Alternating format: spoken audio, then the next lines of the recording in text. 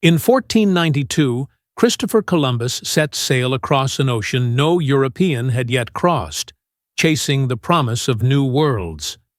The Atlantic stretched before him, vast, dangerous, and unknown. Behind him lay centuries of old empires. Ahead waited a continent that would one day call itself America.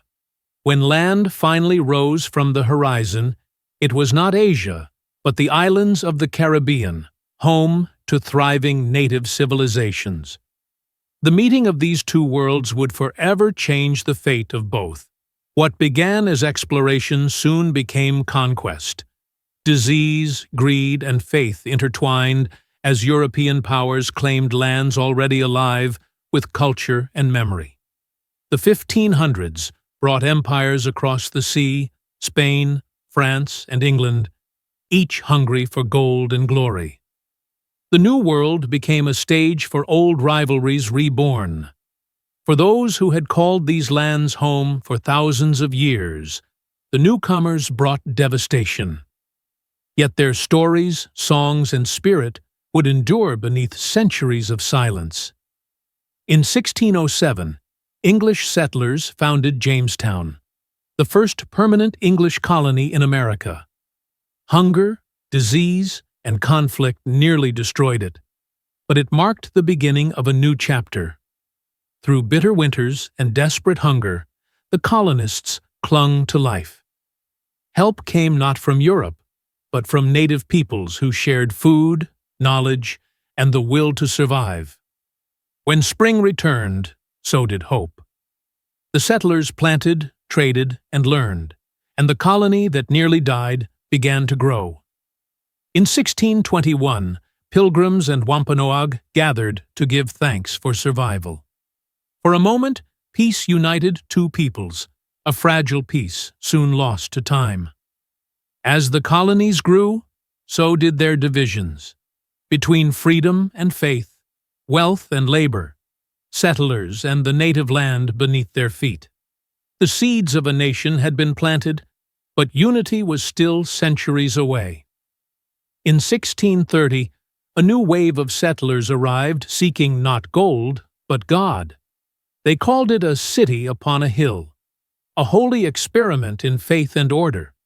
But even paradise was built on struggle, isolation, and fear of the unknown. In the harshness of the New England winters, faith became survival. But suspicion, pride, and fear soon turned communities inward, and against one another. In 1692, panic swept through Salem.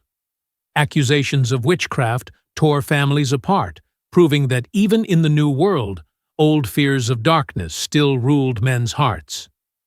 As towns grew, so did the hunger for land. The frontier became both opportunity and battlefield, where settlers and native nations met in uneasy balance. Across forests and plains, native tribes fought to preserve the lands of their ancestors. For every colony founded, 1,000 years of heritage faced extinction. In 1619, the first enslaved Africans were brought to Virginia. What began as commerce soon became a system of cruelty that would shape the nation's conscience for centuries. By the 1700s, 13 colonies stretched along the Atlantic coast, alive with trade, labor, and hope. A new kind of American identity was beginning to take root. But beneath prosperity lay deep divisions between North and South, freedom and servitude, rich and poor. These fractures would one day ignite the flames of revolution. In 1754, Britain and France fought for control of the New World.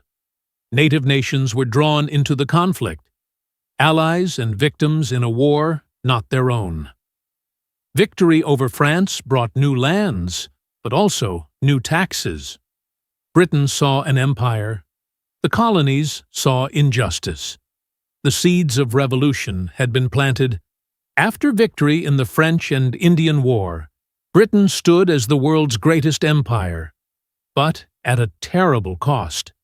To pay its debts, Parliament looked across the ocean to its American colonies. A storm was quietly forming.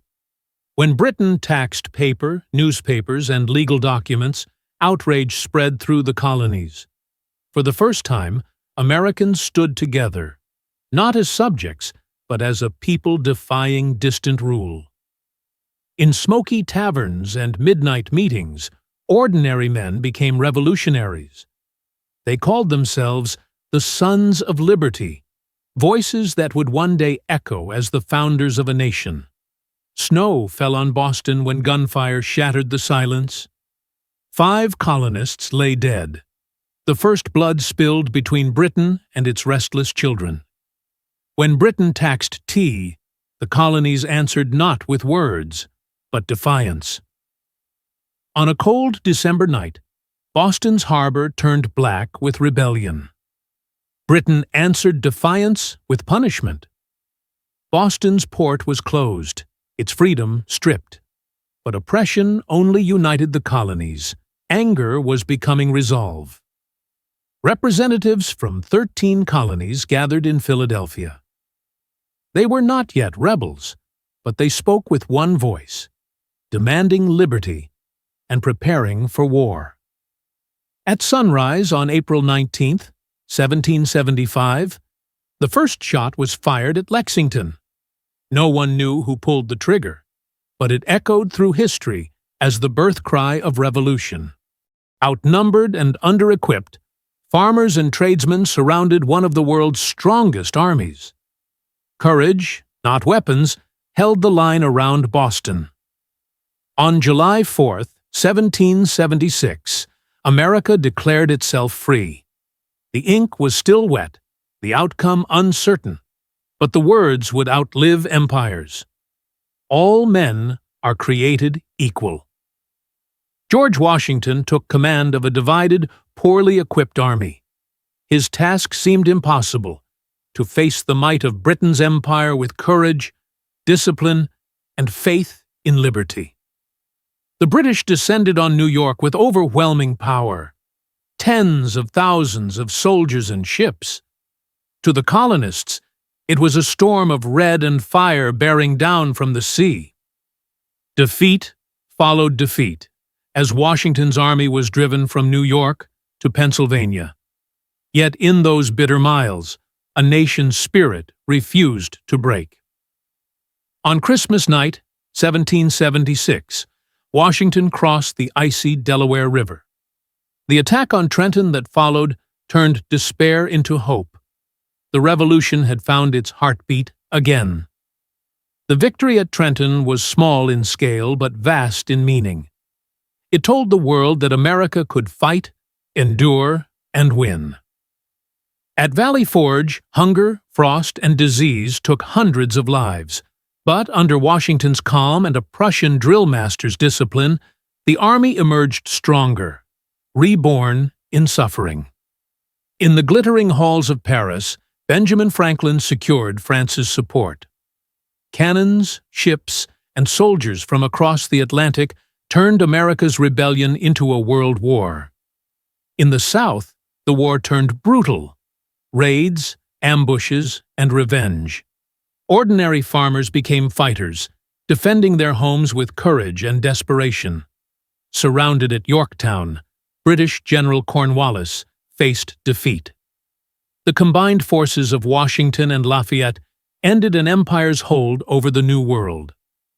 In 1783, the Treaty of Paris recognized the United States as a free nation. What began as rebellion ended as revolution, a promise of liberty born from sacrifice. After years of war, Washington returned home not as a king, but as a citizen. He sought peace among the same fields he had once left to fight for liberty, a living symbol of restraint and republican virtue.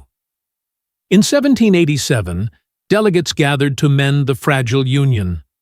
Out of heated debates and sleepless nights came the U.S. Constitution, a document not of perfection, but of balance, born from compromise and idealism. When the Constitution was signed, hope swept the room.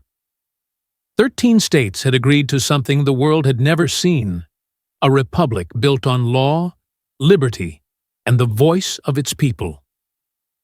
A new capital rose from a swamp between Maryland and Virginia. It was rough, unfinished, and full of promise, like the nation itself. As the first president, Washington set precedents that defined the office: humility, restraint, and integrity. He led not with power, but with example, uniting a people still uncertain of what America truly meant. Across the ocean, another revolution ignited, this one in France.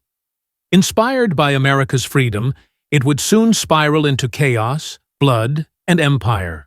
In America, opinions divided. Some hailed France's uprising as a brother in liberty. Others feared it as a warning of democracy gone mad. The young republic watched as ideals turned to terror. In 1797, Washington stepped down voluntarily, the first leader in modern history to surrender power by choice. His farewell speech warned against division, ambition, and the intoxicating pull of power. Adams and Jefferson, once allies, now faced one another as political rivals. The new republic would be tested by division, ideology, and the struggle for its identity. As the 18th century closed, the United States stood fragile but free. From discovery to revolution, from chaos to constitution, it had become more than a collection of colonies. It was now an idea, alive, imperfect, and unstoppable.